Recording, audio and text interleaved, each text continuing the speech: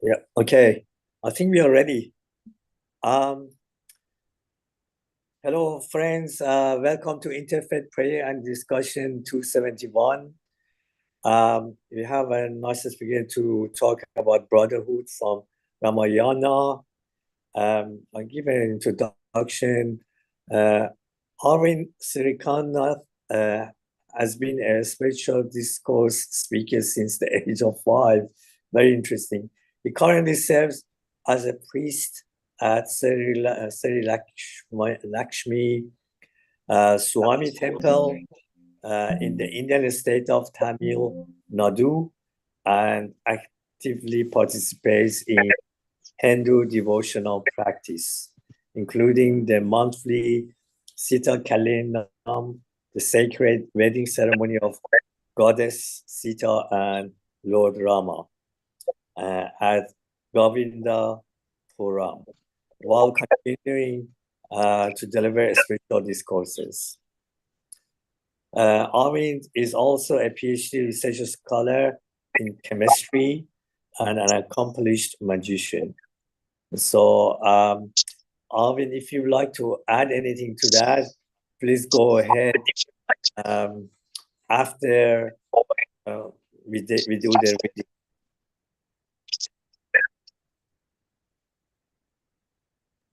By the way, I don't have muting controls. Can I ask testify to mute? I think there's some noise coming there.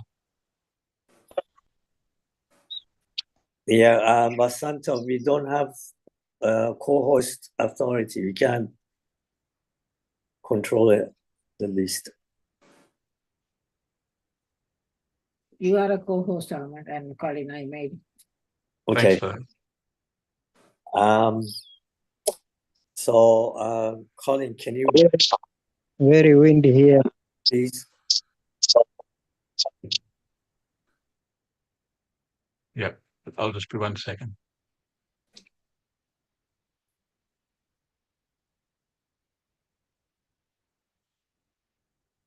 Hi friends, I think you can see me now. Yes, Am I audible?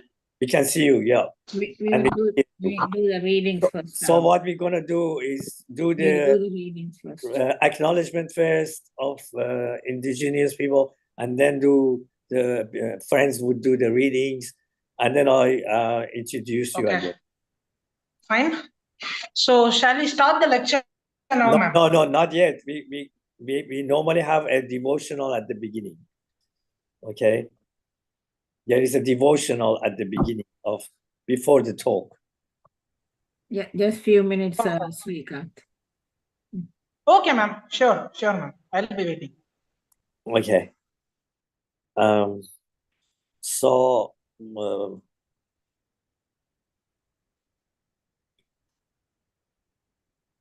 Colin, go ahead.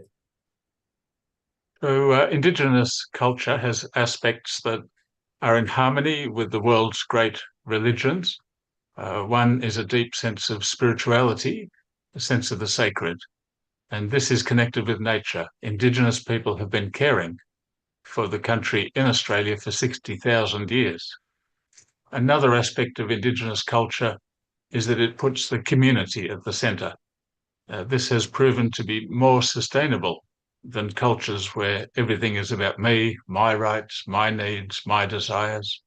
At the end of the day, our happiness, our fulfillment is about belonging. It's about deep connections with others, and more widely with our wider connection with nature and our Creator. So I would like to acknowledge the Gadigal and Bidjigal people of Eastern Sydney, where Jung and I reside, and Indigenous people all around the world who have cared for the environment.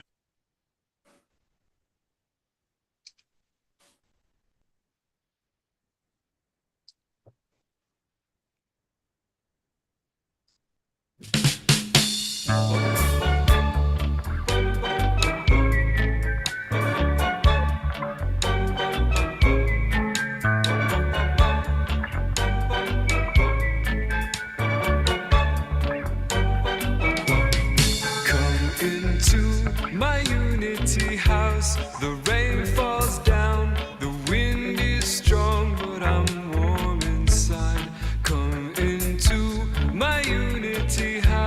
The day is long, we're singing a song in the Unity House.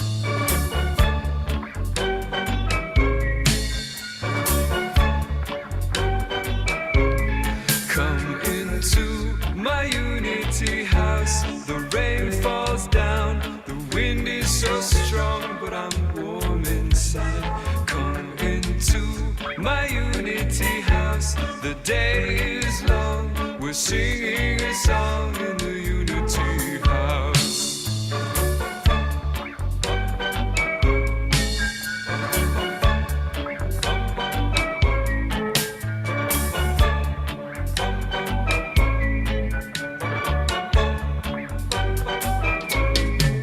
Here comes one, coming on the run. Here comes two, coming after you.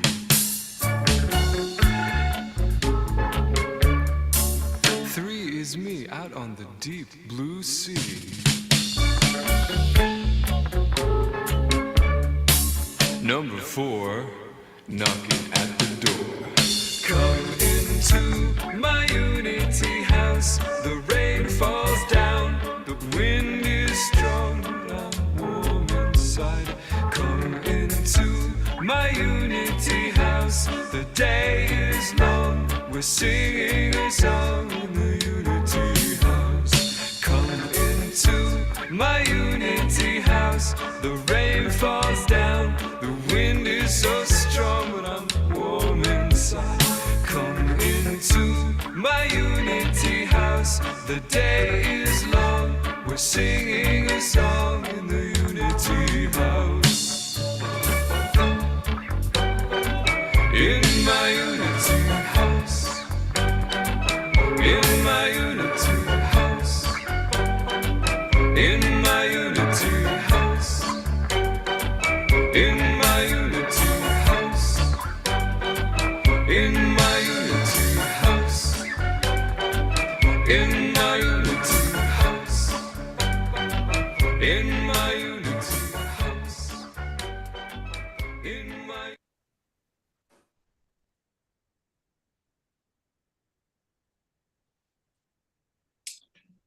Be united, speak in harmony, let your minds apprehend alike. Come and be your prayer, come and be the end of your assembly, come and be your resolutions, come and be your deliberations. Alike be your feelings, united be your hearts, come and be your intentions, perfect be your unity. Hindu writings.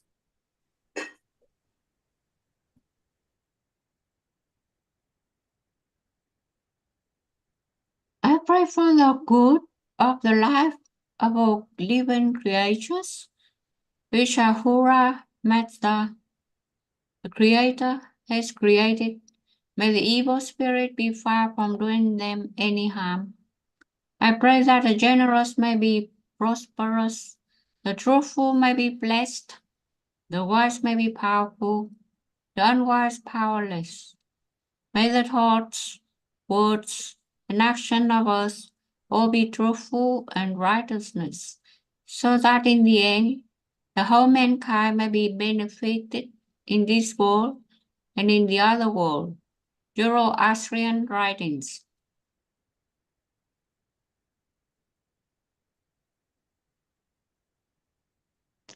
Good morning, everyone from Canada.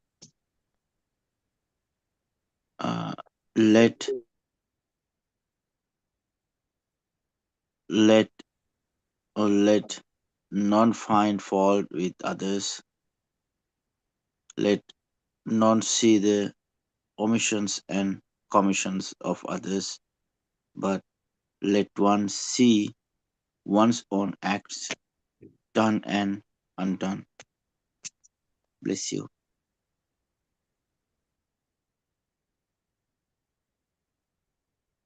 With what shall I come before the Lord and bow down before the exalted Lord? He has shown you, O mortal, what is good. And what does the Lord require of you? To act justly and to love mercy and to walk humbly with your God. Jewish writing.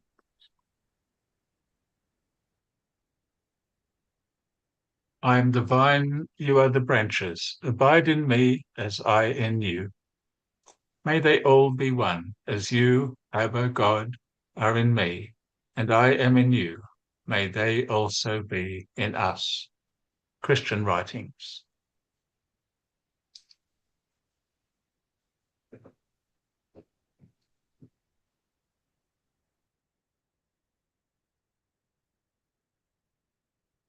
Truly, this community of yours is one community, and I am your Lord. So worship me. They have fragmented their affairs among themselves. It is returning unto us. Islamic writings.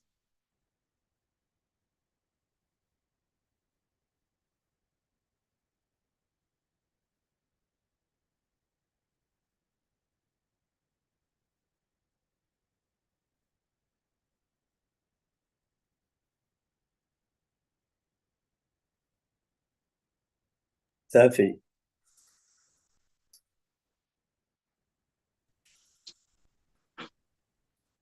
O children of men, know ye not why we were created you all from the same dust, that no one should exalt himself above the other.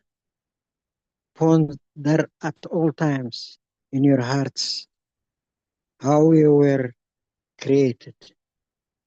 Since we have created you all from one same substance, it is incumbent on you to be, even as one soul, to walk with the same feet, eat with the same mouth, and dwell in the same land.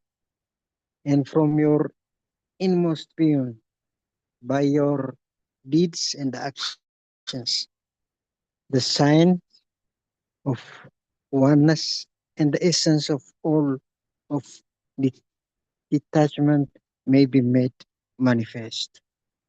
Baha'i writings. Thank you.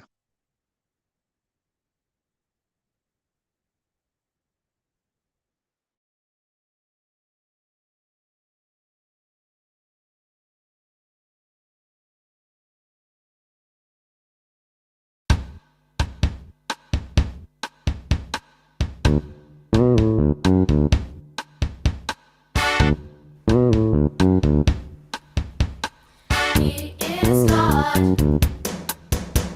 oh God, my God. His love upon me, a pure heart, like unto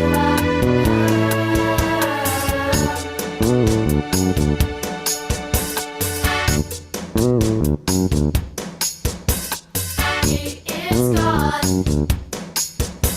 oh God, my God. His love upon me, a pure heart, like unto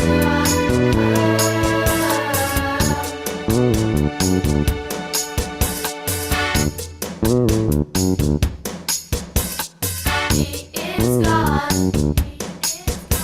oh God, my God. His love upon me, a pure heart, like unto His love upon me, a pure heart, like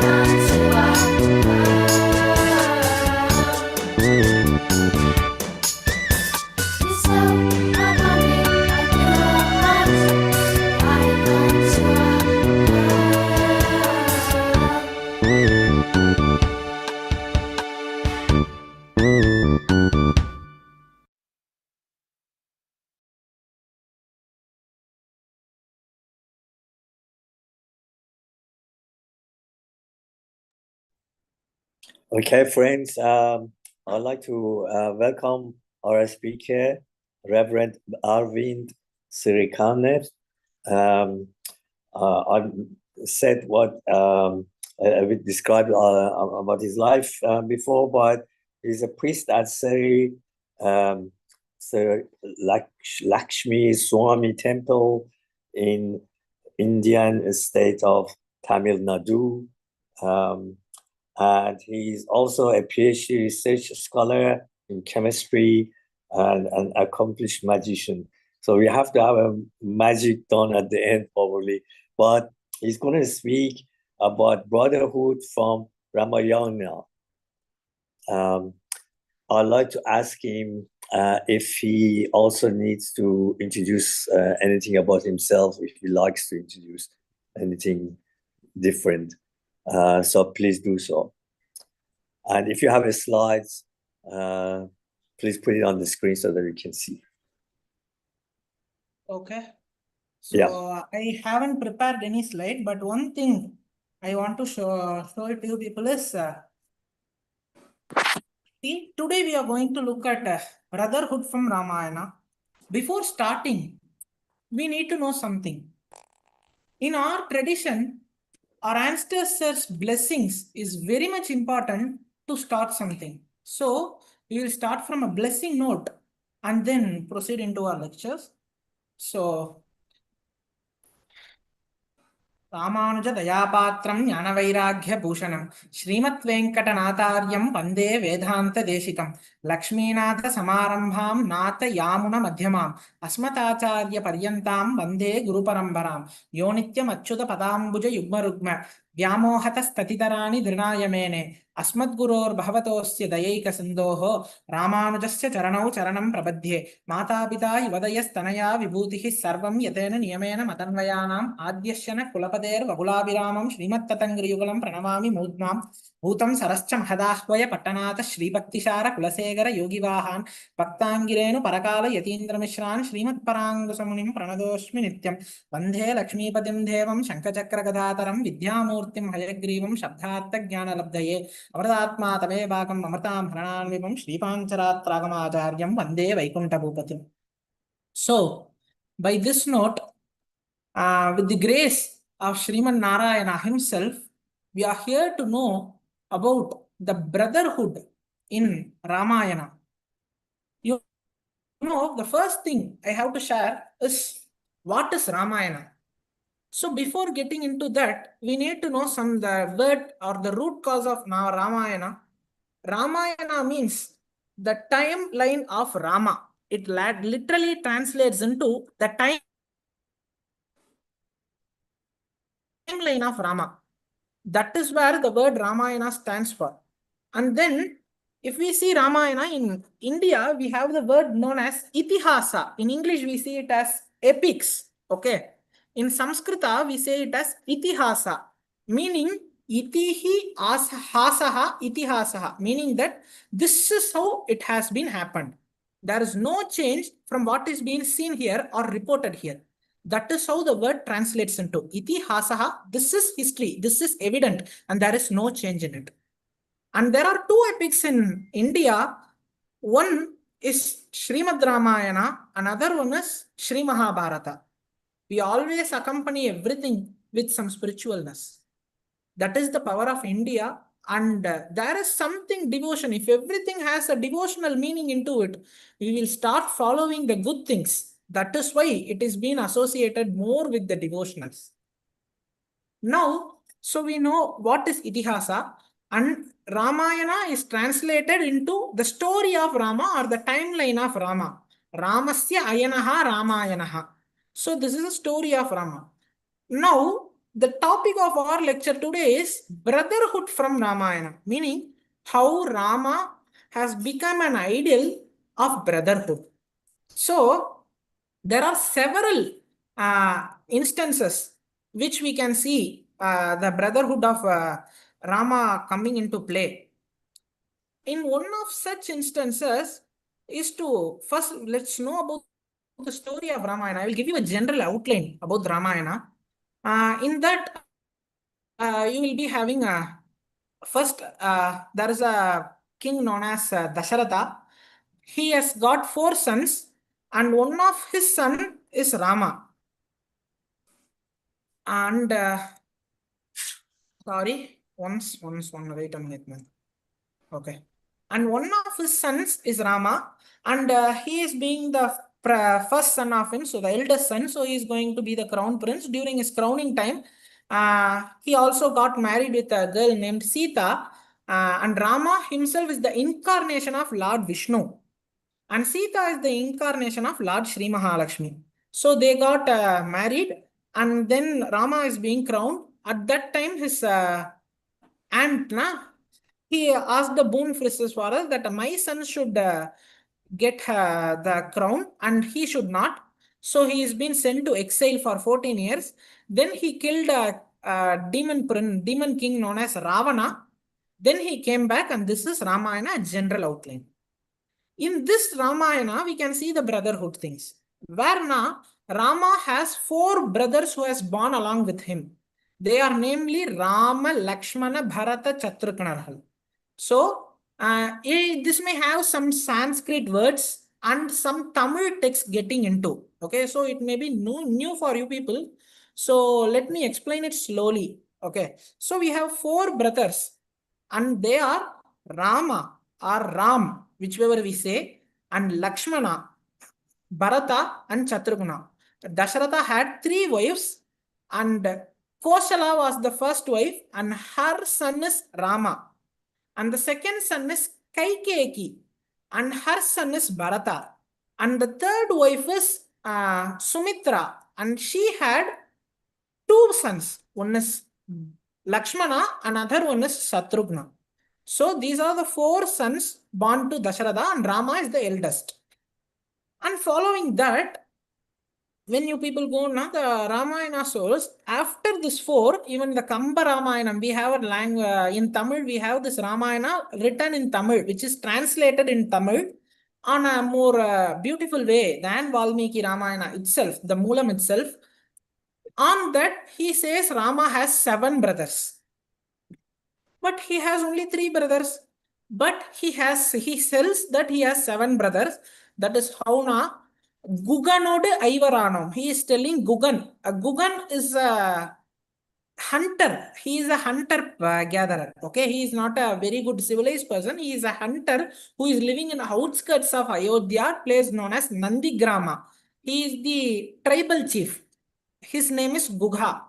He helped Rama to cross the river Ganga and come to the southern part of India. Rama is born in Ayodhya and he wants to come to southern part of exile. During the 14 years, he doesn't want to stay in one place. So he wants to cross the river Ganga. On that place, Guha, a hunter tribe, a tribe chief, he helped him, and Rama praised him. Guganode Ivaranum. There is a very good wordings to this. துன்புலதெனின் அன்றோ சுகமுலது அதுவன்றி பின்புலதிடை மண்ணும் பிரிவுதல உண்ணா முன்புல ஒரு நாள்வே முடிவுலத உன்னால் அன்புல இனி Namor ஐவர்கள் உளரானோம். So we 5 will get a brother. We 5 are brothers now. You have made me, even in a very bad time, even my mother has told me to go to exile, but you have helped me. So this is a very good sign of love for me, showing a great affection. So you're going to be one of my brothers. So now Ivaranam, Ivar is 5. Okay, so we will be becoming a 5. Anbula ininamor Ivargal ularanam. We 5 will be a kith and kin of each other. That is how it has been translated literally. So after doing this, and he came back to, he came down south. There is a place known as Kishkinda in south. And that place is the nation of monkeys. Okay, we know part monkey human hybrids. Okay, there were being there. And that place is the place where Sugriva, the king of monkey, lived. And Sugriva had a own problem with his own brother. And Rama told that if you are going to help me to find my Sita is being abducted by Ravana. If you're going to help me to find my Sita, I will help you to overcome your brother or kill your brother and help you. That is how he is told. Then that time he is saying, and Sugriva is the son of Surya, the sun god himself. So at that time he is telling, Kundru Sulvan Maganodu Arivaranom. Kundru means we have mountains. The sun will be going around the mountains every time. So a person who is roaming around the mountains, his son is here. I am taking himself as my sixth brother. That is what is being conveyed in that line. Kundru Sulwan Maganodu Aruvaranum.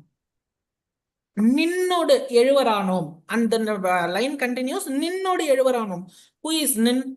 That Nin means a person who is front of you. And that person is Vibhishana himself. Vibhishana is the brother of Ravana who abducted Sita. See, no one is going to keep brotherhood with someone. If we have a person, we have someone of a love, and he is being abducted by a person. And if that person's brother is coming to say sorry, and I am in your team, like that, we are never going to upset. But see, Rama accepted that person. The person who Rama accepted is the own brother of the person who abducted her wife. See, that is how we can see brotherhood of Ramayana. We can see brotherhood from Ramayana. You can see he has taken a hunter's pride, hunter chief. Okay, he is not a big deal at all. He is just a person who is roaming around. Rama is the crown prince of that, and he has taken the hunter chief who is roaming around and taken him as a brother.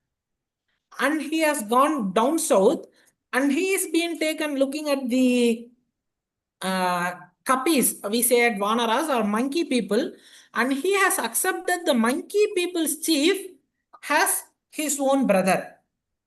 And then going down again to Sri Lanka. In Sri Lanka, he accepted Vibhishana, who is the brother of Ravana, who abducted his own wife. So this is where you can see the brotherhood of Ramayana comes to life. And there are even many more instances. This is the most important 3 instances we can see. But even after this, you can see some more instances in which, okay, Danammaru Vaidegiyai Piriyalutru Talarveidi Chadayuvai Vaikundathetri. And this line comes from Perumal Tirumozhi of the Prabandham written by Kulasekara Alvar. Okay, on these are also things we go on.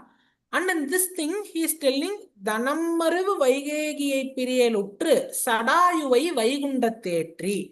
Meaning Sadayu is a bird. Okay, it is a type of eagle, it is a bird, and his name is Jatayu. We say Jatayu in Sanskrit, Sadayu in Tamil. And that bird, Rama did his final rites to that bird. See, even now, we people don't do that. If some bird is getting injured, we will just throw it away. But Rama has done a proper burial, proper Antima Samskara to that bird. And he told that bird is equal to my father. Think no one is going to compare someone with our father. So our father is only our thing. And no one is going to compare our fathers, but Rama told he is my father, and I am going to perform this final rites for him. And he performed and gave him a rightful burial or something. And then Rama continued his path. That is what it is being mentioned here. Andasarasarate Vaikundateti. Satayuvai Vaikundateti is the word Kulasekara Alvar uses here.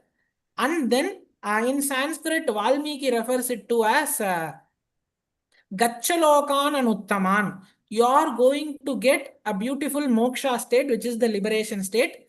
And this is how we can also infer this from Ramayana. If we go beyond that, Savari Tanda Kani Vandu, there is a hunter. Again, we go to an hunter. Rama is very fond of hunters. Okay, so we go back to a hunter woman who is in isolation for long years, and her name is Sabari. Okay, that Sabari is very kind to Rama, and he wants to see that she offered fruits to Rama. Okay, Kani means fruit. Sabari Tanda Kani Uvandu. Okay, Rama accepted the fruits given by Sabari with pleasure. Okay, if someone below us is giving something, we will be thinking whether we would accept it or not due to hygiene reasons or something else. But Rama didn't hesitate to do that, and he accepted it as she is giving, okay, without even cleansing or doing something. He accepted it as it is.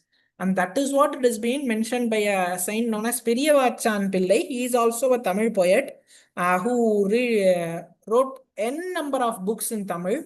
And he told us that Savari Tanda Kani Uvandu, meaning that he has accepted the Sapari's whatever offering given by her, that is fruits. She offered fruits, and it is literally accepted by Rama. And that is being mentioned here. And now we want to know about the most important thing from the Valmiki Ramayana himself, and in which Vibhishana himself refers to Rama as Sakrideva Prapannaya Tavasmiti Chayachate Abhayam Sarvabhutebhyo Tatam yet vratam mama. Okay, tatam yet vratam mama. This is the shloka which is known as the Rama Charma shloka. Rama Charma shloka is the thing which is we are going to know. Okay, let me explain first what is Charma shloka. Charma shloka is the thing which is going to give you liberation, or giving a shloka which tells you the ultimate truth. Okay, in this, Vibhishana tells that Sukrideva Prapannaya, you are the person who is going to give everything to a person who is offering himself. Okay, there is no other person to do so. If someone tells you are my brother, we will be just telling that you are my brother. Okay, fine. But Rama is not like that. He is just carrying out and just telling that he is treating everyone like brothers. He is treating everyone equally. Samoham sarvabhuteshu. It is, which is what emphasized in Bhagavad Gita himself by Lord Krishna. So this is even shown in an earlier incarnation of Sri Ramavatara itself, which is earlier to Sri Krishna Avatara. In that he is telling that Sakrudeva Prapannaya Tavasmiti Chayachayade. If I beg you something, you are the only person who is telling no to everyone. Abhayam Sarvabhudebhya Datam ye tat vratam mama. So you are the person who is going to give me everything whenever I beg. At the same time, you are the person who is going to save me from everything that is going to ruin my life, and you are the person who is going to help me to cross this ocean of whatever things we say. So Rama, this is being praised by Vibhishana, who is the brother of Ravana. He is the demon king, as we say earlier. So Rama didn't hesitate to go along or even do rites, the final rites to a bird, or get everything from others. He is even known as Ramabhadran, okay, meaning that he is the idol of kapis, or what to say, monkeys. Okay, he is the idol of monkeys, meaning even monkey kings are being loud with Rama. That is what it is being seen here. So these are the things we can get into an idea. At least now I would have given you a general idea how a big epic of Ramayana can be seen in another perspective. So India is not only about religion, it also has n number of very good informative things which has to be explained in detail, and which has been really done really well by our ancestors, and we are following it to go further way. And I thank you people for listening till now. And if you have any doubts in which I have asked, you may ask now, and let me wait on that note. Thank you.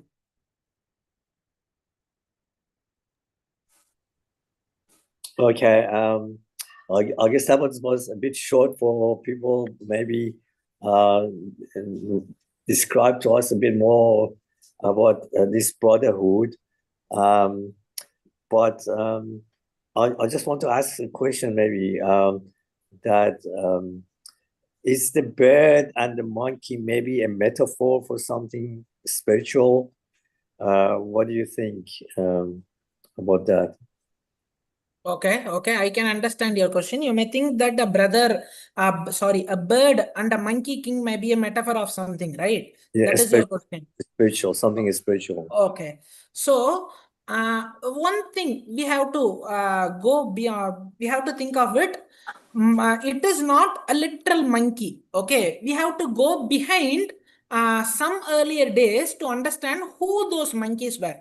Those monkeys were literal humans or kings. Okay, they were kings. At that time, before Rama's time, there is a king. There was another incarnation of Vishnu named Parashurama. Okay, he killed 21 generations of kings. He killed 21 generations of kings. And all those 21 generations of kings were very corrupted. They didn't give good, infrastructure or care to people. So he don't want those kings to be in throne. So he just went and beheaded all kings. And to hide from that person, most of the kings went into forest. So being in forest, they have to depict like something that you should not hunt. If you are being a king, a lion, or a tiger, you may be hunt for something. But no one is going to hunt a monkey. So they have been mimicking their things like monkey. And when you started mimicking some practice, being a long time now, we can see there are atavistic effects, which is being in science. We can see that your things will change to adapt for those things. And they have got those tails back, and they have got the face or jaws which is being strong to chew through the roots or things which is gotten directly by the soil. And they are not literal monkeys, they are hybrids between monkeys and humans. Okay, so they are people who went back and they have been adapted to the forest environments, who look like monkeys but as men. They behave as men, but they look like monkeys. Okay, so we call them monkeys. So appearances, we will say, he looks like a monkey, but he is not a monkey. He looks like monkey, and it is being characterized as kapis. Okay, kapi is a person. Kapi in Sanskrita, you can say that monkey which speaks. Okay, monkey cannot speak. We know chimpanzees, we have gorillas, still no. But they are not speaking. It is a character of human. The human went back due to fear, and they got adapted to the environment in forest, and they have continued their area, and that is what now seen as kapis in Sri Mahabharata. Talking about the birds, at that time we can see even the bird could be a depiction of something, but in that Sri Mahabharata, he is clearly telling that it is a type of the vulture. Okay, we have some like vultures now. It is a type of vulture, and those vultures can be trained. We know even now we have golden eagles which can be trained to save someone. It is being trained to hunt wolves or rabbits in or Arctic or Antarctic. In the Kazakhstan places, we use golden eagles. Like that, at that time, people would have had some eagles at a bigger size, which has been trained to do these works, and Rama took care of that eagle as its own father. Since eagles have more life longevity than humans, he would have thought himself as his father and done the final rites to him. Well, I don't know I don't know the history, but I was watching a series called Rama and the Monkeys. I don't know if you saw that, and they were the series every time the group of monkeys and the Rama were going to fight demons and destroy the demon and make things spiritual. So I'm wondering, all these things that are written in the books are metaphors for spiritual things, spiritual concepts. And I don't know, as you say, a human monkey, a monkey that speaks, that might be a metaphor for some being or some state of human being that was um, going through spiritual progress. No. That is not right. Monkeys, as I told earlier, monkeys were kings who went afraid of Parashurama and came back. So that we have a clear story on that. Yeah, We don't okay. have any doubts. Monkeys were the kings that were passed. Kings, yes. They The were kings that literal were killed. humans which turned into monkeys Yeah. due to the adaptation. Yeah. And fighting of demons, and there are some supernatural elements even now science can't understand well. Okay, so we are not on the getting into that thing whether this has happened or not. We have certain proof that this has happened. We can see Ramasetu, which is connecting Sri Lanka and India. Okay, it is known as Ramasetu, which is being depicted long earlier. And even in Srimad Ramayana, which is literally, it has been estimated that it is a 500-year-old Sanskrit, 5,000-year-old Sanskrit text, and it depicts Antarctica very well than any other literature we at that time. So there is something beyond that. We are not going to examine whether it is fixable to today's science or not. We are just going to understand that Rama has took across those different kinds of beings, the kindness shown by Rama, the peacefulness he wants to bring now, and that is our goal to see today. The question you are asking can deviate a bit from the topic. So we shall hold it for a later thing. We shall discuss it later, because if we speak about the more spiritual, now it goes into a spiritual debate rather than getting into the topic. So I don't want to get it now. Sorry on that note. Yeah, that's okay. So Rama was there to bring spiritual concepts of love, friendship, and things like that. Yes, for sure. Okay, I'll go to Colin. Colin has raised his hand. Yes, thank you very much for the presentation. I wasn't Thank you, aware of Ramayana until tonight, so now I've learned something already. But I'm still curious, is Ramayana considered to be a holy book from God, or is it a work of poetry? Ramayana is a work of poetry. It is not written by God. It is written by a sage known as Valmiki. Okay. And he was not also a sage at first. He was a thief, and he got enlightened by another sage known as Narada, and then he wrote this book. Okay, that's good. And so I guess the Hindus have recognized something special about it. Has it become part of Hindu belief and practice? Yes. It is more than a practice. What is now, even in childhood days, we will be hearing these stories more than seeing or reading any other books. We will listen more. Hindus are more doing more because they listen and memorize rather than reading or writing and memorizing it. If we listen, we can memorize it better. That is how the Indian genetics works. And these stories have more virtues than getting into something which is debateful. It has something which cannot be done now, but it may have been earlier. In Ramayana, you can see if it is undergoing science, it follows science. Because how? In Ramayana, you can see Hanuman describing Sri Lanka, which has 4 tusked elephants and 3 tusked elephants.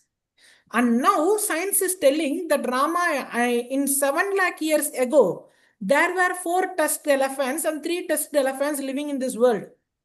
We have fossil remains found in Sri Lanka and India, even in Bangladesh and some parts of Myanmar.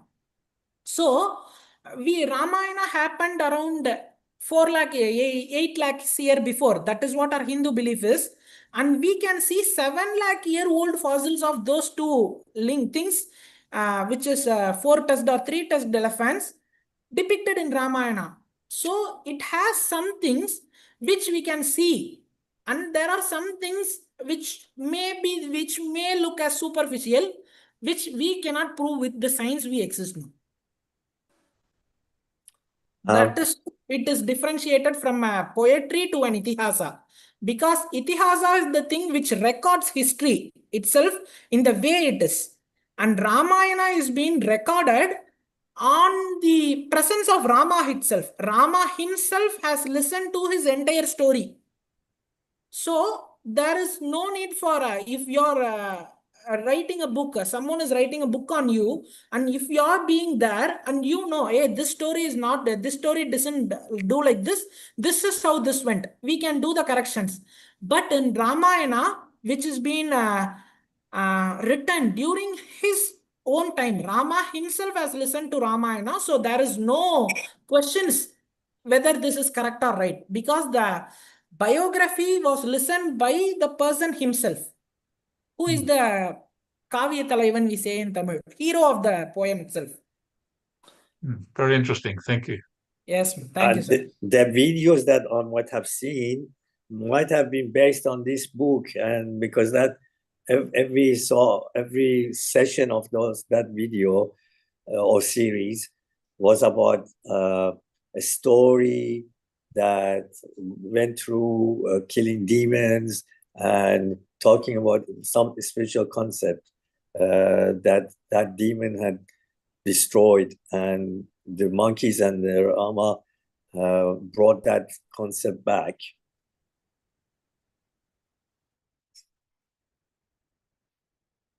Arvin, are you there? Still?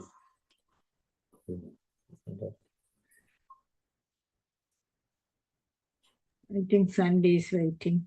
Okay, Sandy, you raised your hand. Do you want to ask your question or comment? And Basanta. His internet seems to be frozen. Yeah, I think our speaker is not able to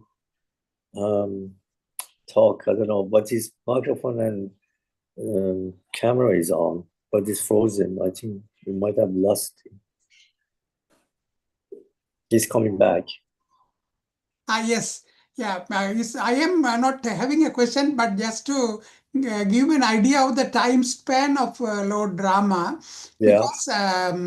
because I have read an astrology construction of Lord Rama, Lord Krishna, and all the saints, how, when, and how they lived and how their planetary configurations were at the time. So, according to that, this is done by late Professor Venkataraman from Bengaluru in India. It was quite long ago, in the late 40s. And that book says Lord Rama lived over 7,000 years ago. Okay. And Lord Krishna lived over 5,000 years ago. Whereas Lord Buddha, where the Buddhism has come, he lived around 2,500 to 2,600 years ago only. We are talking of a very long time span. And at the same time, it is also mentioned that during that time of Lord Rama, the people, the size and their capacity and all that were quite different, because it is documented that Lord Rama's height is 16 feet. That is, 16 feet. Can you imagine that the people of that time? Because the height has come down over the years according to that record. Maybe he can shed some more light on that. Okay. So to see among that, that is true. But according to time span, according to the planetary positions, I want to tell one thing, that planetary positions can repeat. Okay. We want to know that the planetary positions can repeat across the entire time span of universe. It is not fixed. Okay. First thing. And the professor has predicted that Ramayana could be before 7,000 years. Okay, he has not told that it is 7,000. It could be before 7,000 years. Because I have given you a solid proof that we have seen the fossil remains. Okay, first thing. And the second thing, in Ramayana, you can clearly see that some dates, okay, those dates which has 7,000. As I told earlier, it predicts to the things till which we have those dates. We cannot feed or generate dates. Okay, we can just keep analyzing the dates. And whatever we have the data till now, with the data, we can say it is 7,000 years ago. That's it. Rama, as then when we come to Krishna, Krishna is 5,000 years ago. No one is debating on that. Because Sri Mahabharata ended before the start of Kali Yuga, and now the Kali Yuga in which we are now, the Kali Yuga 5,138 or 5,042, something, 5,142. It is just 5,100 years ago. So no one is debating on Krishna's existence because Krishna is fixed. He ended only when Mahabharata ended, so Krishna is going to be there. And then we come to Buddha. Buddha is one of the earliest. As we say, he is just not around 2,500. He is a bit earlier, 2,800 to 2,900, according to our text. Okay, so we come to know that only on the existence in Rama, we have those questions. And as I said earlier, Ramayana, being a literature, more than being a literature, it shows some creatural evidences. You can see in Ramayana, we have a description of a peacock which looks like eagle, meaning it is a peacock which has a white neck. Okay. We have found those peacock fossils in Sri Lanka. And those fossils date back a minimum of 7 lakh years ago.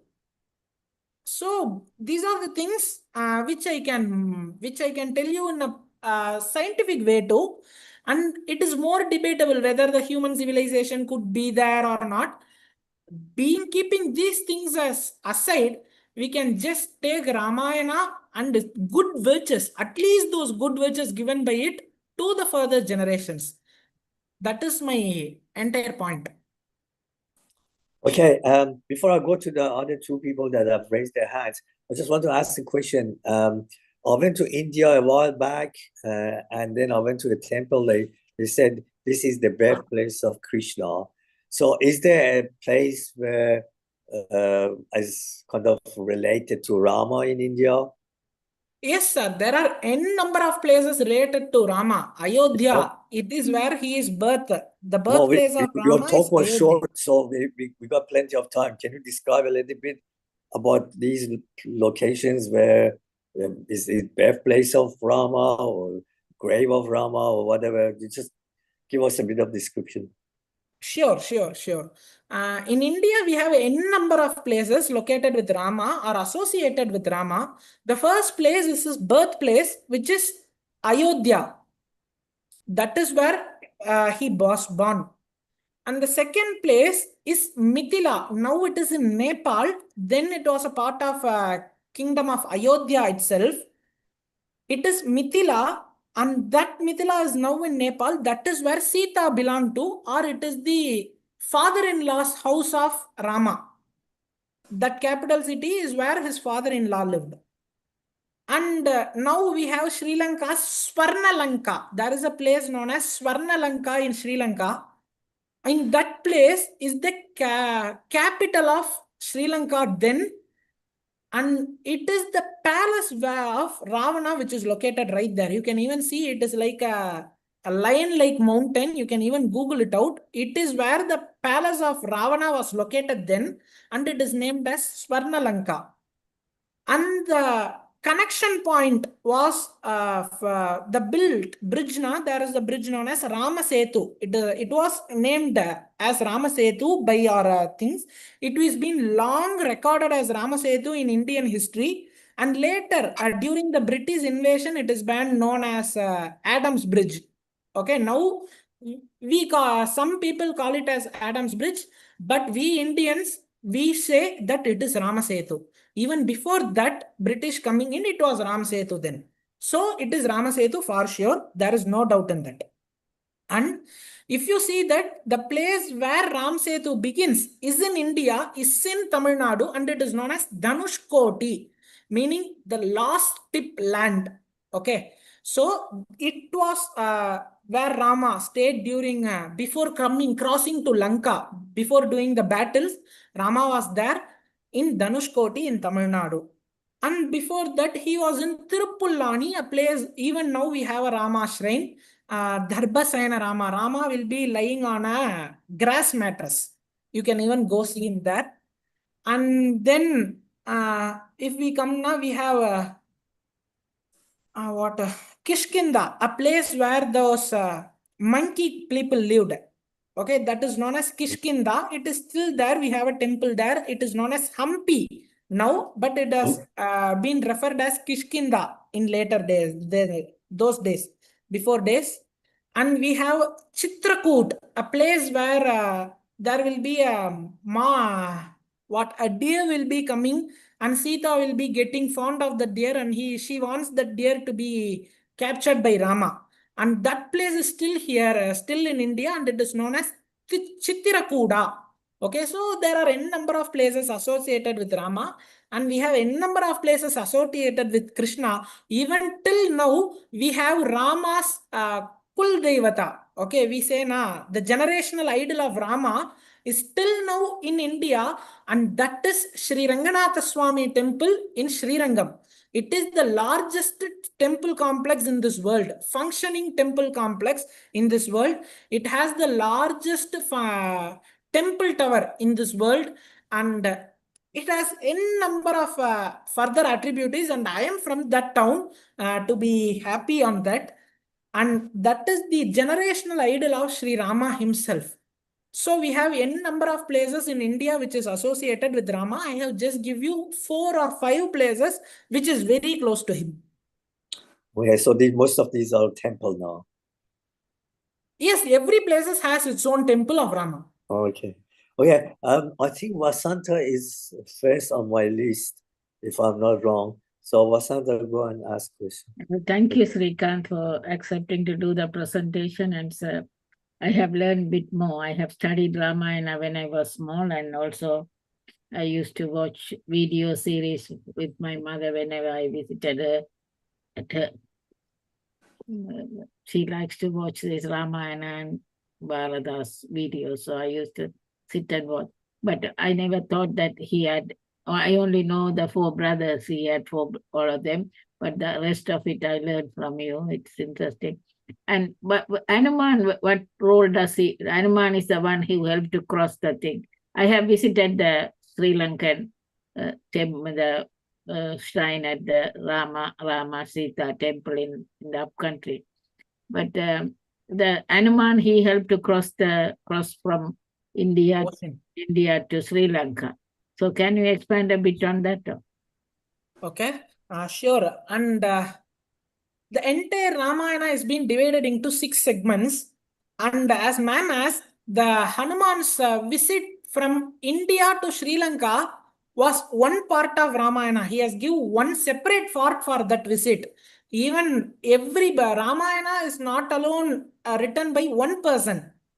One person's Rama, the prime Ramayana, which is being written first and listened by Rama, is Valmiki Ramayana. And then Ramayana has around 18 different variations in India alone. I am not telling about the other countries. Only in India, we have 18 different variations. But all these different variations will have only 6 parts. Rama, the story will have the same gerund and it will never change. But what is the different things now? It will be in different languages. As Kamba Ramayana is written in Tamil, we have Tulasidas Ramayana, Ananta Ramayana, which is being written in Awadh. We have some other Ramayana known as Sankshepa Ramayana, which is written in Sanskrit. So there are different Ramayanas. The story is same, but the language or the way of presentation will be different. Everything has, but the rest others is same. As ma'am asked, Hanuman is one of the major part of Sri Ramayana, Srimad Ramayana. There is no doubt in it. Without Hanuman, the Ramayana story would have never gone well. And Vedanta Desika describes this part. Okay, there is a saint known as Vedanta Desika, and he describes Hanuman's visit to Sri Lanka as Adhyatmika Shastra, meaning it has its own entire philosophy. The whatever philosophy we need to know is being contained in that one part known as Suntaraganda. Suntaram means beautiful, rich, lovingly.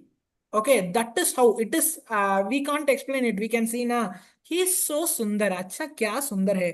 Likewise, we people in India, we know those words. Sundar is basically a word from Sanskrit, which translates to beautiful. Okay, that part of story is very beautiful. And Sita was about to do her suicide. Okay, she was not willing to live with Ravana, and she wants to live with Rama, Sita is abducted. So Sita was trying to commit a suicide. Then at that time, exactly when she is going to hang herself, Hanuman came in and stopped, and then got back got back to Rama, telling that she is living. And there is a very good instance known as very good thing. First thing, Rama told Hanuman to see Sita, where Sita is. There were 4 different themes going around the world. One went in east and one went in south, and only in that team Hanuman was there. Even in that team which is going south, Sugriva is describing how south is. You can see there is a samudra. Samudra means a sea. Okay. After that sea, there is a vast ocean. After that ocean, if you go too far, there is a place which is known as Pitruloka, or it is known as the place of ancestors, where there is no light at all. You can see even till now, the Antarctica has long winters. So it has been filled with full of darkness. So he's telling there is cold and dark down south. So you don't go there. Just see till the end of the land. Don't go beyond that. And he is telling to the people who is going east towards Persia, to that people, maybe Sugriva is telling, if you are going there, you can see some dates, people who cultivate dates. And there is a scarcity of water. There you can get rich nuts. Okay, you can till now see Arabian nuts are very good. Okay, so Sugriva is describing those things earlier during the Sundarakanta phase of Ramayana. When you go north, Himalaya Parvata, okay, he is describing about the Himalaya Parvata, which is the Everest regions, okay, the Himalayan region of India. And he is telling beyond, if you are going beyond Himalaya and there is a barren land filled with water, unfertile land filled with ambushing hunters, okay, people who hunt without any mind. We have people like that. So don't go beyond Himalaya. So if a people is going there, he is not going to be there. So don't go beyond that. If you are going east, there is a place known as Jyotishpuram. Okay, it is the place of volcanoes. He is describing Indonesia. Indonesia is the country with most active volcanoes present. And he is describing Indonesia, that is Prag-Jyotishapuram, which is being later described in Sri Mahabharata also. So this is how the geographical identity is given in Srimad Ramayana. And then coming back to the topic, Lanka, Hanuman is going to Lanka, and coming back, he is telling, contain Sita. I have seen Sita. Okay, he is not telling Sita contain. He is not telling I saw Sita. Instead of that, he is telling Sita is being noticed by me. Okay, so first thing he wants to see is contain Sita. Instead of telling Sita contain, and then he is telling Rama gave him an award known as Sollin Selvan, meaning you are the person, or how we can describe it? You are the person of words. You can use words wisely than anyone others. So this is a small note on Words of which wisdom. Vasantam asked. Yeah, words of wisdom. Words of wisdom. You are the person with words of wisdom. Okay, he is not losing any words or making unnecessary words. He is just conveying the meaning. That is so, not like me. Okay, let's go to Yong. Yong, if you have your question, I don't know if your camera is turned off, whether you are there or not. Hello. Thank you, Mr. Win. Thank you, Ahmad. Just want to ask you something. If I go to the temple where you are, how do I identify who is a priest and who's not a priest? Do you have to wear special gown? And you have to say something differently in the temple so people can know that you are the priest? And Okay. the second question is, why the story of Brotherhood of Ramayana that you like? What's the main points in that story that really make you like the story? Okay. So first, let me answer to the second question, then come back to our first question. The part which I like in Ramayana is Rama is the incarnation of Sri Mahavishnu himself. He is the Lord, he is the Supreme One who is going to rule everything. He can do everything in seconds. If he just wants to kill Ravana, he would have not came from Vaikunta itself. He would have just, hey, go die. If he just thought, Ravana would have died. No second thoughts on that. So, for what reason Rama came here is, there is something known as Vedas, which we literally believe. So, until that time, people were thinking following Vedas during the practical life is never going to be easy. No one can live like that. But Rama came to the world, and he lived to show that a person can live however it is depicted in Veda as such without compromising anything. So, if there is a set of rules laid for you, you can definitely follow that and live. There is no second thoughts about that. That is the thing Ramayana tells us very good. There is something you should not go for war with another country. We should follow that. We can follow that. And that is what Rama emphasizes well. That you can follow Veda. You can follow the set of rules which is laid by you without breaking anything, and you can still live a peaceful and better life. And he is still now being seen as one of the Parama Purushas in his world, and we still now talk about him. That is the greatness of Ramayana, I swear. And coming back to the first question, there is something known as Kala Desha Vartamana. If you come south of India, you can see priests won't be wearing any cloth over them. They will be wearing just a vesti, a dhoti, and will be performing puja.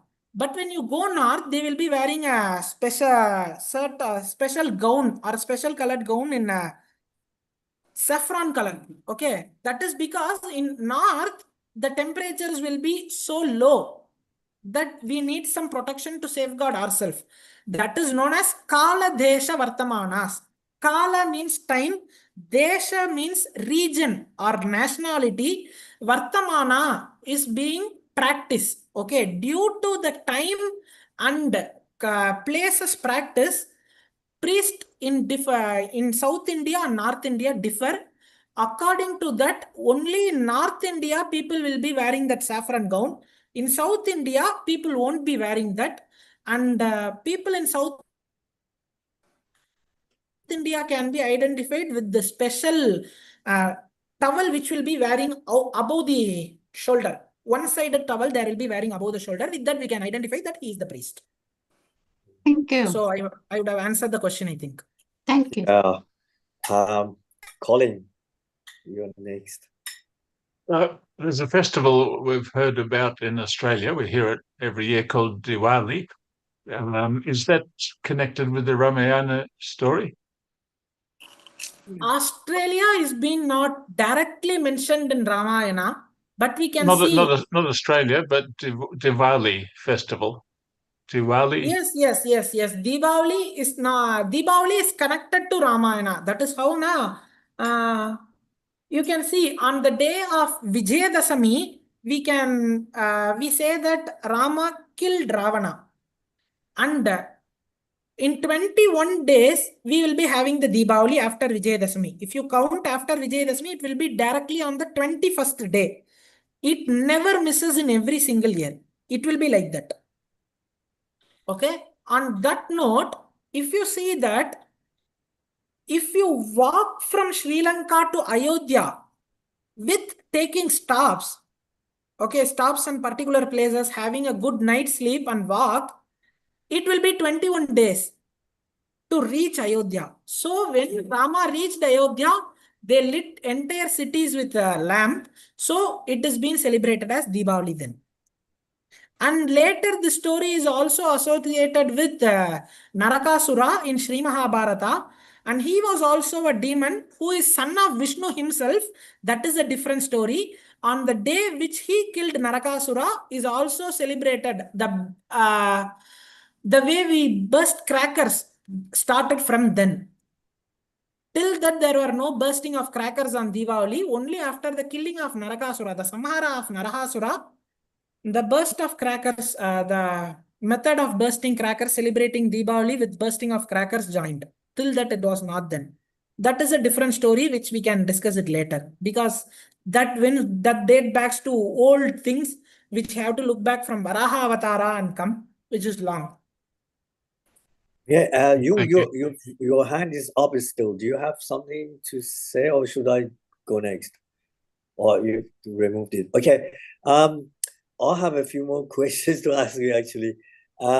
We as Baha'is believe that Baha'u'llah is reincarnation of Rama, reincarnation of Krishna and Buddha. So I just wondering, what are the concepts of reincarnation as a spiritual being for Rama? Is there a concept there?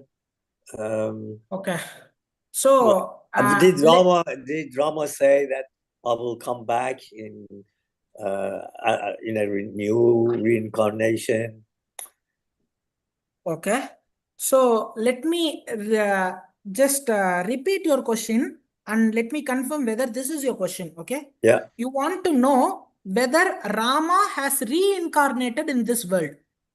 Yeah. Or did he say that he's coming back? Okay. Okay. Whether he said that he will be coming back. Yeah, Right? both, This is your question. Both. Okay. So on the first thing, in Ramayana, he didn't say anything like that. Okay. If you see Ramayana, in Ramayana, he didn't say that I will be coming back to this world. But in Sri Mahabharata, there is a part known as Bhagavad Gita. In the Bhagavad Gita, he is telling that Paritranaya sadhunam vinashaya cha dushkritam dharma samsthabanartaya sambhavami yuke yuke. If, let me break it down. Okay. Yeah, you have to translate that. You have to translate that for us. Yes, that is what I'm doing. Yeah. Paritranaya sadhunam. If a person who wants to live peaceful, sadhus meaning a person who is peaceful, who loves peace, they are known as sadhus. If they are being harmed, paritranaya sadhunam, vinashaya cha dushkritam, and there is only more adharma is being done. That is meaning more wrong things being done, being the good things done. Okay.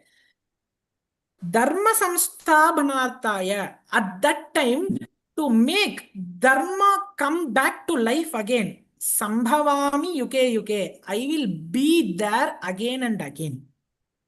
Okay. That is what given, and that is to given by Krishna. Okay. So after Krishna Avatara, is there any other Avatara done by Krishna? Na? Yes. We have Buddha Avatara, we have Kapila Avatara, we have Mahavira Avatara. Even then, it is being followed by, it is being the reincarnation of Vishnu himself. They say Vedas are not good, Vedas are fake, or they don't accept with Vedas. So Vishnu himself has claimed that if someone is condemning Veda, he is not going to be a bhakta of mine. So they are never going to be your bhakta. So don't join them. This is the actual words given by Rama in Sri Mahabharata, Srimad Ramayana himself. So Rama has told no one is supposed to talk against Veda. If they are talking, they are not my bhaktas. Okay. In Mahabharata, he is telling that every now and then when the dharma falls down, I will come back to re-establish the dharma. So if someone is contemplating the Vedas, even then they are establishing dharma, we don't follow them. Okay, we are not accepting them as reincarnation of Vishnu. So to give a clear note, after Rama Avatara, there has been several avatars in this world, and one or more avatars are yet to come. The avatars means incarnations, okay, reincarnations are yet to come. The better word is than getting a reincarnation. He is incarnated everything. There is no reincarnation of Vishnu. Since reincarnation is a word subjected or tied with karma, Vishnu doesn't have that. Since he is the supreme deity, he doesn't have any karma associated with him. So he doesn't have anything to be reincarnated. He is getting incarnated every single time, and there are several more incarnations yet to come. But even then he is incarnated, if he falls against Vedas, we will condemn him and we are not following him. Even it is the incarnation of Vishnu, he is talking against Veda or talking that Vedas are bullshit. We are not following him. Even he is incarnation of Vishnu, and that is what Rama told us. Yeah, so when you know that is that a statement or tablet that says whenever things go wrong in the world, I will come and bring peace and new concept. Yes. So that is, I guess, there. So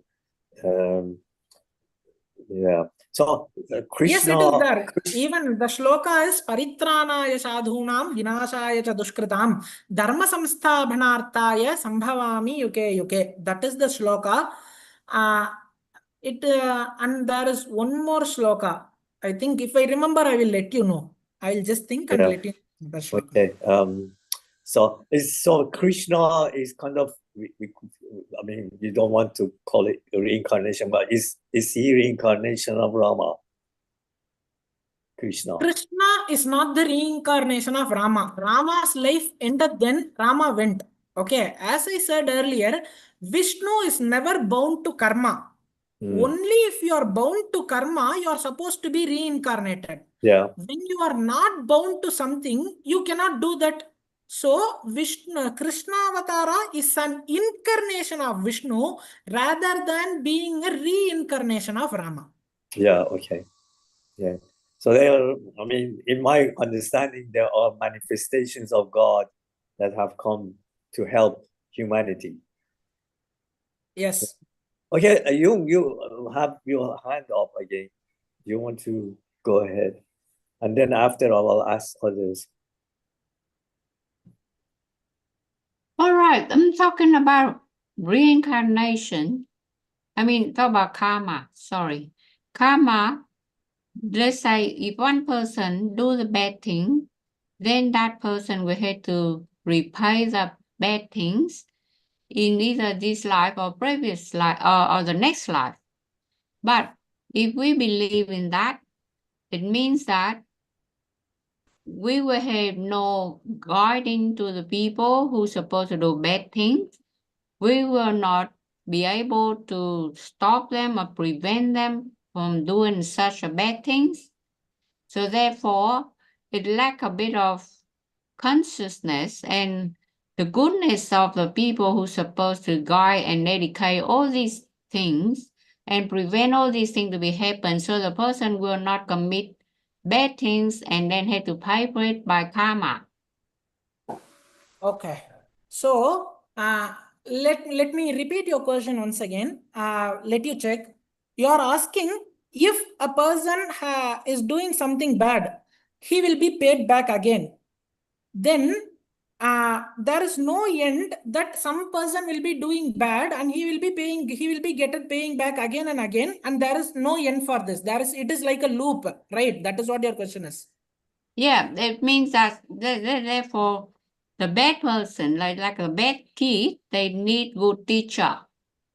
So they don't commit bad things, so they have to repay the bad thing by karma, either this life or next life.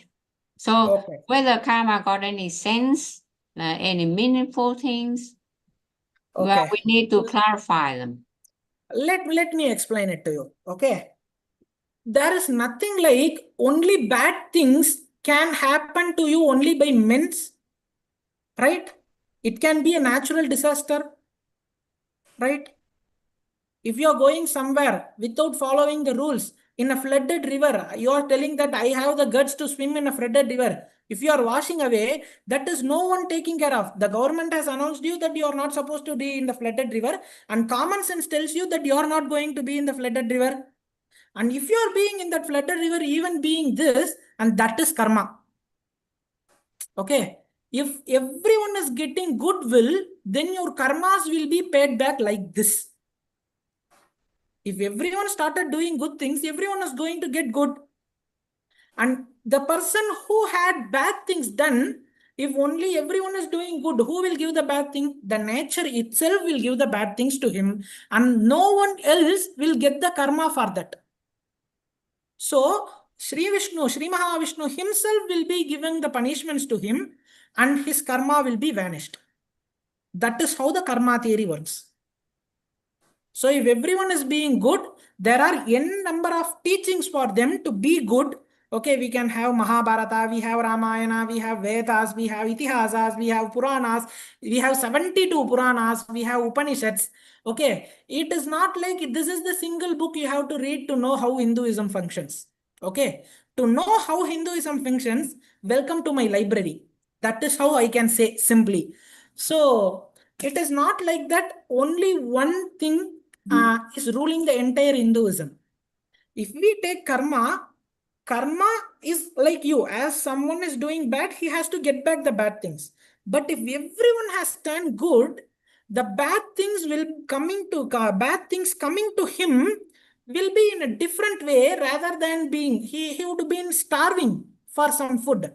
That is also a bad thing. He would have to accept those punishments. He would get cancer or some sort of uncurable disease, which is also a good thing.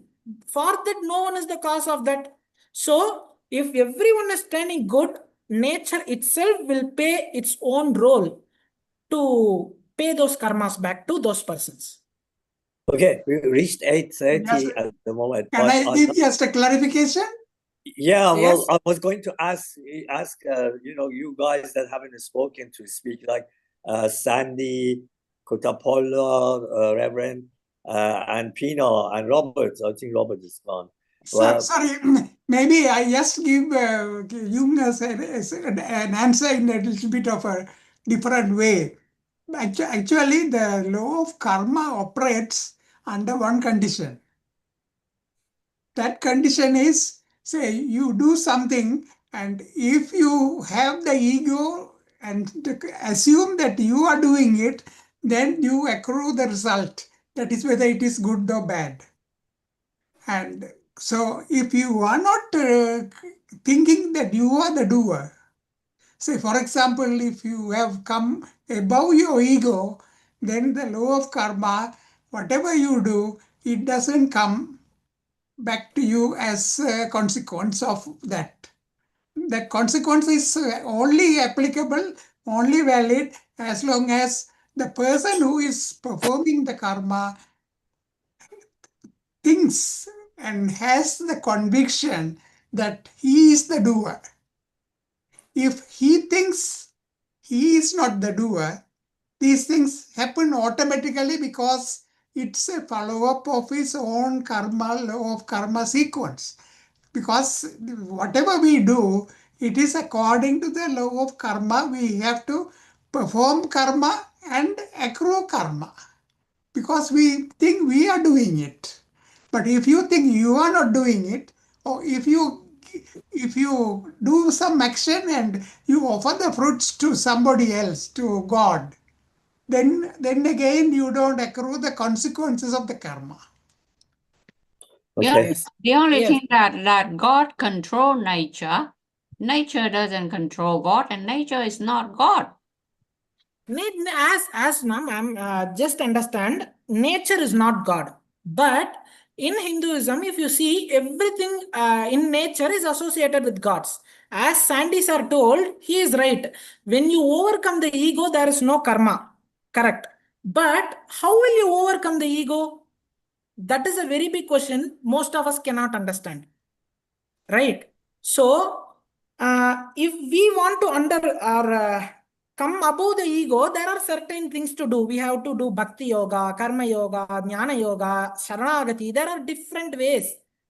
And in Vishishtadvaita Siddhanta, it is even described further that bhakti yoga and sharanagati are the two only ways to get you good things then, or to overcome your ego.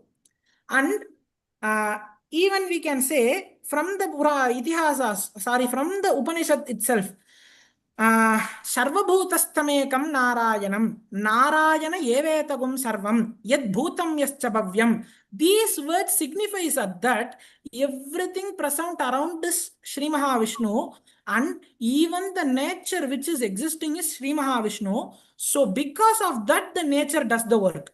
Nature doesn't has its own will to do. God is controlling the nature and God is being the nature, so he is doing it. Okay. Maybe I can add something on this one, if it is okay, because the concept of God, it evolves. It is an evolving concept, because as you realize deeper and deeper, because what I am saying is according to Hinduism as well as in Buddhism, because you said nature is not God, but in Buddhism, because the nature is what we consider nature as the physical nature in the environment, the local environment in the world. But the cosmic nature, Lord Buddha said, that is what you become when you become the person who get enlightened and get nirvana is part of the cosmic nature. That is cosmic consciousness. That is what Lord Buddha said. In Hinduism, there are 4 Mahavakyas, the ultimate truths. Maybe the presenter might know that also.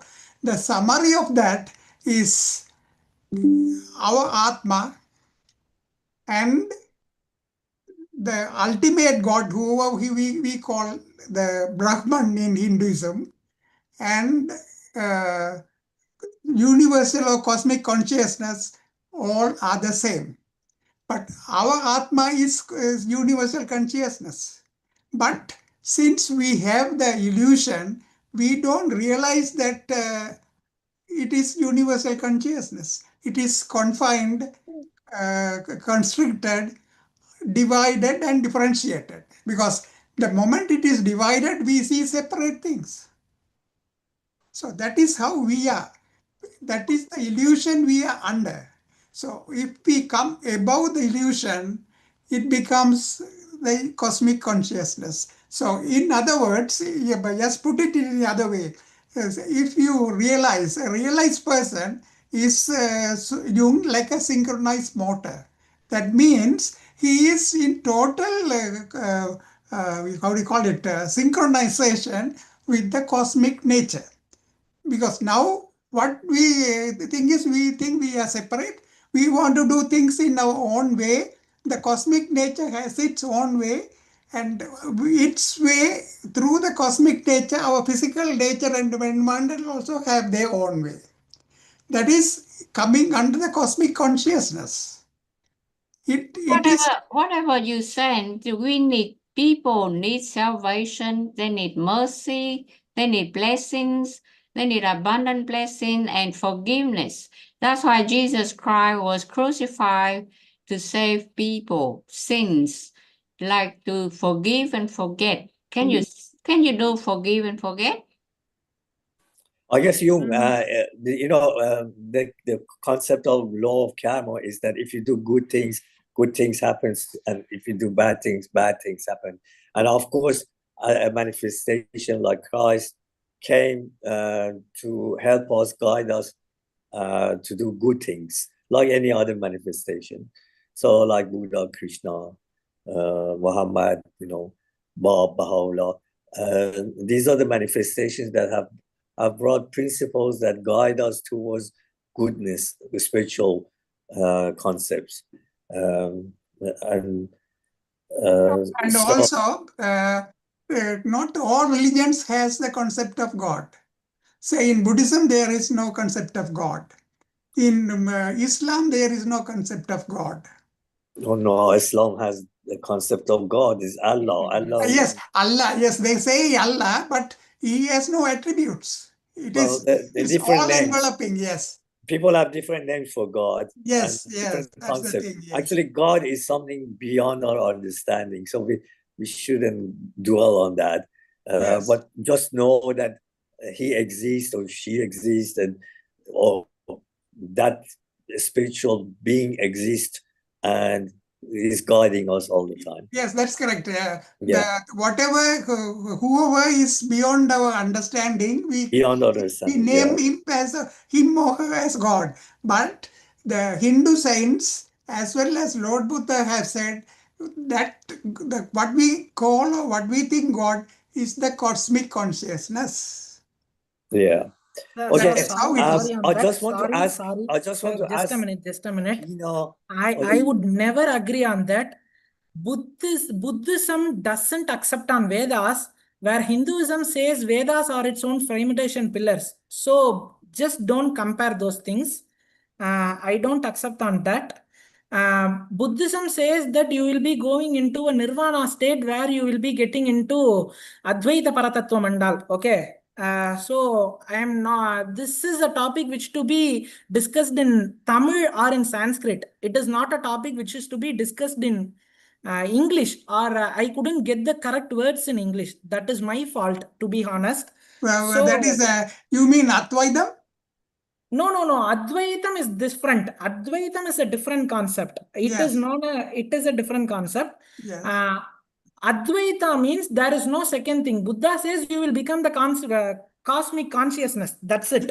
Yes. Okay. Advaitam concept is literally known as Nirvishesha Advaitam. Okay. We just take the word Advaita alone, but it is known as Nirvishesha Advaitam as a concept. perhaps Okay. Nibbana. No. Nirvana is of Buddhism. Yeah. Okay. Yeah. So things rages in India is much more complex than we think. Okay, Hinduism, as I said in Hinduism, this is our library. I welcome to you. That is what I can say. And there are we don't have one single book to be followed. Okay. We have Definitely. Definitely. The concepts are huge, and it's difficult for persons like a Christian or Baha'i to know exactly all these things that you have studied. So I just want to go to and see what's the views of Reverend Someda or Pina. They haven't spoken. Do you want to comment at all, Pina? Manda, you want to say something? No? Okay. What about Reverend Someda from the point of Buddhism? Buddhism doesn't accept Vedas at all, sir. Okay. Well, different religions have got different. It is a different religions. Entirely together, Buddhism and Jainism is a different religion, even though it is born in India. Yeah. Well, one thing we are here to unite ourselves with the common concepts that we have. And one of them is, for example, these manifestations come to bring spiritual concepts to help humanity to develop. And I'm sure Rama is the same, Krishna is the same in this concept, Buddha is the same. So we learn from all different religions that the manifestations of God are here to help us to develop our spiritual concepts, our spiritual soul being. No, sorry, I want to just say something on this one. But he Yeah, said sure. Buddhism is a different religion. But my understanding, because I have gone into the deeper spirituality of Hinduism and Buddhism. And if you transcend the God concept in Hinduism, because Hinduism is not, when you are confined to Hinduism, you are not going to get liberation. Because the concept of God in Hinduism is from God to semi-God and then no God. So the no God concept can only lead to liberation. With God, no. That is what, and in Buddhism, there is, right from the beginning, he did not refer to any God. He right away give the straight path. That is, we call it the Jnana mark to liberate. Okay, well, look, we don't want to go to detailed concepts like that. But the speaker, as I see, he is physical, really confined himself to the physical realm. Actually, I he has to don't think come he out is. of the physical realm and see the reality. Andy, I don't think he is doing that. With My understanding is that he's doing this similar thing that Rama was there to teach us and educate us into spiritual things. Yes. So I just wondering, I mean, we passed Sir, the time. one last thing. Sorry to interrupt. Okay. There is a thing known as Nalayira Divya Prabandham, and in that we have a Alvar named Namma Alvar. He has sung Avaravar Tamadamad Arivari Vagai Vagai Avaravar Irayavar Kuraivilar Avaravar Irayavar Yena Adi Adaivarhal Avaravar Vidivadi Adayan Indranare. In this, what he is telling that everyone has their own brain and their own thinking. Yeah. Avaravar Tamadamad Arivari Vagai Vagai Avaravar Irayavar Kuraivilar Avaravar. With that brain, they have found, they have an understanding about a God, and those God are not competing with each other. You are the people who are competing. Yeah. Gods are not competing for sure.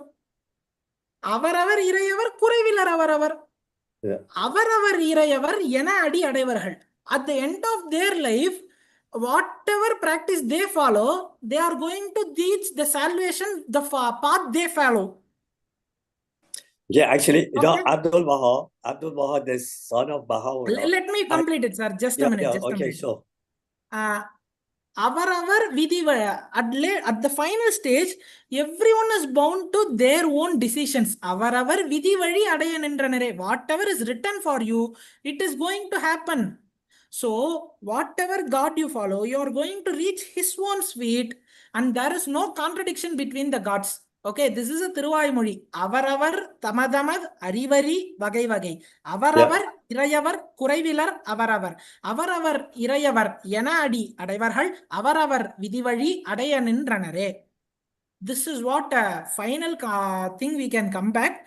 And the most important thing is only the thing is Visishtadvaita is the only Siddhanta within integrates every other religion. You are from any religion, come, we are not explained. Even an Islamic girl is being married to Sri Mahavishnu himself in Tirunarayanapuram, a town in Karnataka. There is a town in Karnataka where an Islamic princess is the consort of Lord Vishnu.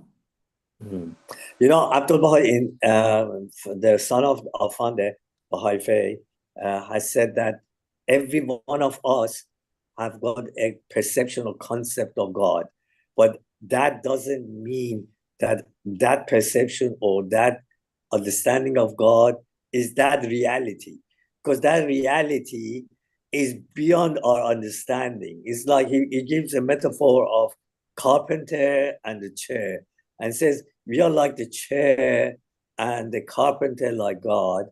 So the chair can never understand the creator, the carpenter. So whatever we have as perception of God is just our perception. It does not mean that is that the reality that exists. So Sandy, I hope I explain what the concept of God would be, because it's beyond our understanding to yes, that is correct. And what the speaker said also is correct, because these Alvars are also saints. They are realized people, and similar to Lord Buddha, all these people. But it is quite different with Lord Rama or Lord Krishna. They are not born humans, because they are born as divine beings. That means they are already enlightened. They don't accrue karma. because their birth is quite different from our human birth. Yeah, I agree with you. Yes. There are spiritual Yes. beings Yes. Say, for that example, descend every so often. yes, Yeah. We've reached at nearly 9 o'clock, 8:51. I don't know whether you want to continue or stop, because we normally stop at 8:30. I'd like to thank Arvid that has come here and given us this talk, and it was very truthful, nice talk. A lot of concepts came out of it. I understood a lot of things that I didn't know. So I'd like to thank him on your behalf, everyone. So I hope. I was going to ask you to do us a magic, because in your profile you were saying that you are a magician as well. If you got a very small thing to show us, please do so, and then we finish the session. Okay. So you people want to see a magic? Yeah, short one, whatever you have. Something that. Fine. Okay. Let me show you a trick, okay? I always have a pack of cards with me. So let Okay. me go with this, okay? Yeah. So I don't know, okay. it's going to be hard to see cards, but then tell us. No. It is too hard here too. Yeah. So we have a shuffle deck of cards. Yep. Okay. So can you people see? You should have. Yeah, we can see. We can see Okay, them. thank you. So what I'm going to do is, I'll be just shuffling the cards like this. Okay, I'll be just Yeah. shuffling the cards like this. You're Yeah. going to say stop somewhere, and I'll be just showing you the card where you stopped. Okay. Okay.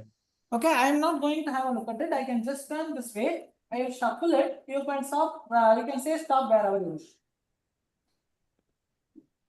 Okay. Yeah. The bottom Oh. card is still the That same. entire deck went down. It's hard to see that you're shuffling, but I agree No, that I can see I assume that you're the shuffling. bottom card doesn't change. Okay. So we can just shuffle. Okay. You can say stop wherever you wish. Yeah. That's better. We can see that you're shuffling.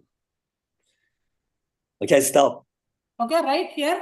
Have a look at the card. I am not looking at it. Okay. Yep. Yep. Fine. Yep. Keeping it right in. No sneaky moves, nothing. Okay. Yep. Just giving it a dribble. So I have no control over the cards. Okay. So there is no finger breaks or something. Sorry. So there is no finger breaks or something. Your card is entirely lost into the deck.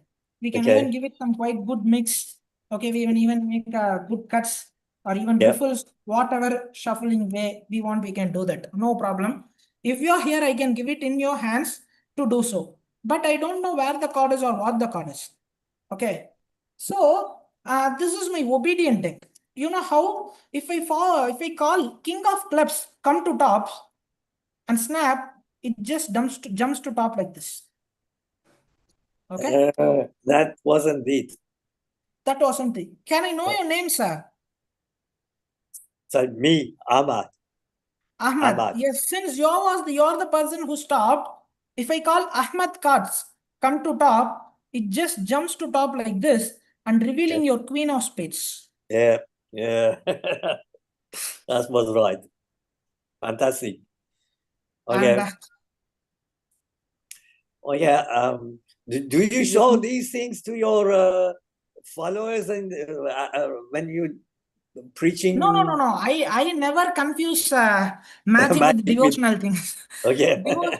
Spiritual So- discourses is different and magic is different. We are never supposed I know to we are mix them. out of time, but I wondered why you chose chemistry and teaching of the spiritual faith together. So do Okay. you have anything to say about that?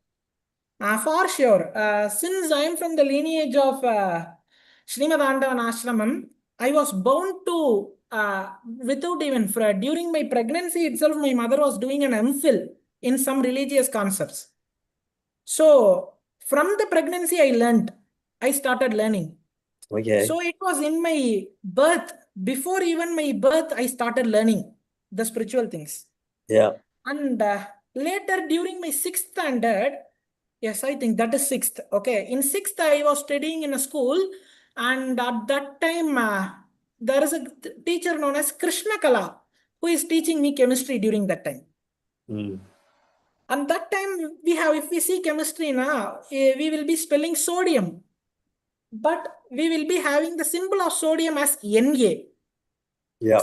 We will be writing potassium, but there will be, the symbol of potassium is K, but there will be no K in the potassium itself. Mm. There is no K in the spelling of potassium. So I got interested. How, if something is like that, now what is the original name of that?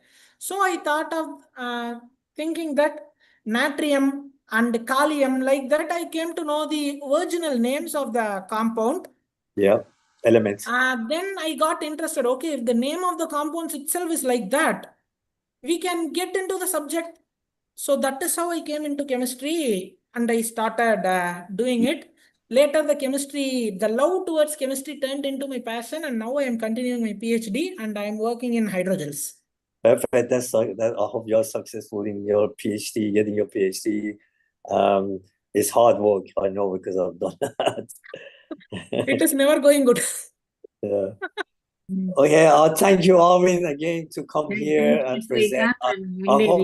I'll talk to you about the what is it? Mentalist or what is the thing? Not the magician, mentalist. Is it? Yes, ma'am. As a both, I am a mentalist and a magician at the same time. I haven't met another one, so maybe I'll talk to you about it. Thank you for your time. Sure, ma'am. Thank you, ma'am. Thank you. I Just